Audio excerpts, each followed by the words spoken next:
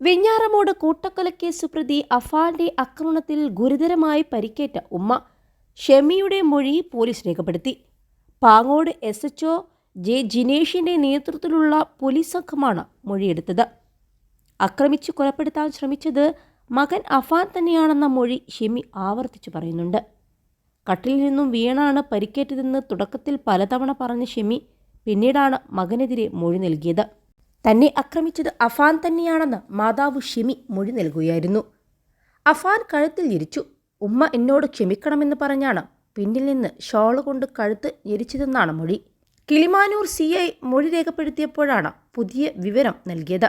ബോധം വന്നപ്പോൾ പോലീസുകാർ ജനൽ തകർക്കുന്നതാണ് പിന്നീട് കണ്ടതെന്നും ഷെമി പറഞ്ഞു. കട്ടിലിൽ നിന്ന് വീണ് തല തറയിലിടിച്ചുണ്ടായ മുറിവെന്നാണ് ഷെമി ഇതുവരെ പറഞ്ഞത്.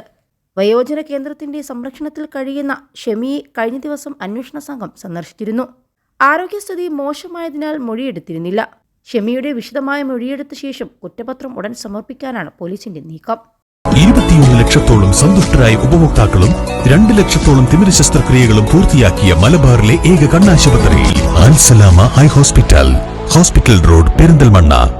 സഹോദരൻ അഫ്സാൻ SN പുരം ചുള്ളാളം സ്വദേശികളായ ഉപ്പയുടെ സഹോദരൻ ലത്തീഫ്, അദ്ദേഹത്തിന്റെ ഭാര്യ ഷാഹിദ, ഉപ്പയുടെ ഉമ്മ പാങ്ങോട് സ്വദേശി സൽമാ ബീവി, പെൺസുഹൃത്ത് ഫർസാന എന്നിവരെയാണ് അഫാൻ കൊലപ്പെടുത്തിയത്. വെഞ്ഞാറമൂട് പോലീസ് സ്റ്റേഷനിലെത്തി അഫാൻ തന്നെ കൊലപാതകം നടത്തിയ കാര്യം പോലീസിനോട് സമ്മതിക്കുകയായിരുന്നു. അതേസമയം കേസിൽ 3ാം ഘട്ട തെളിവെടുപ്പ് പൂർത്തിയാക്കി. സഹോദരൻ അഫ്സാന്റെയും ഫർസാനയുടെയും കൊലപാതകത്തിൽ പേരുമലയിലെ വീട്ടിലടക്കം 8 ഇടങ്ങളിലെത്തിച്ച് പോലീസ് തെളിവെടുപ്പ് നടത്തി. 3ാം ഘട്ട തെളിവെടുപ്പിന്റെ ഭാഗമായി വെഞ്ഞാറമൂട് പോലീസ് സ്റ്റേഷനിൽ നിന്ന് ആദ്യം പ്രതിയുമായി എത്തിയത് പേരുമലയിലെ പ്രതിയുടെ വീട്ടിലേക്കാണ്. ശേഷം സ്വർണം പണയം വെച്ച ധനകാര്യ സ്ഥാപനത്തിലും എലിവിഷം വാങ്ങിയ കടയിലും പെപ്സി, മുളകുപൊടി, ചുറ്റിക, ബാഗ് എന്നിവ വാങ്ങിയ കടകളിലും പോലീസ് ഒരിക്കൽ കൂടി പ്രതിയെ എത്തിച്ചു. അതേസമയം തെളിവെടുപ്പിനായി എത്തിച്ച അഫാന് ഒരു ഭാവവ്യത്യാസവും ഉണ്ടായിരുന്നില്ല. കുറ്റബോധത്തിന്റെ തരിമ്പ് പോലുമില്ലാതെ അഫാൻ 3ാം വട്ടവും കൊലപാതക കഥ പോലീസിനോട് ആവർത്തിച്ചു. ആ സമയം അവിടെ എത്തിയ ഉപ്പ റഹീം റോഡിന്റെ മറുവശത്തു നിന്ന് ഒരു നിമിഷം പോലീസ് ജീപ്പിലേക്ക് നോക്കി.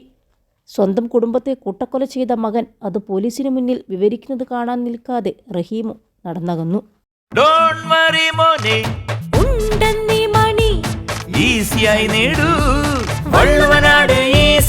ആവശ്യം ഏതുമാകട്ടെ, പണം ഞങ്ങൾ തരും.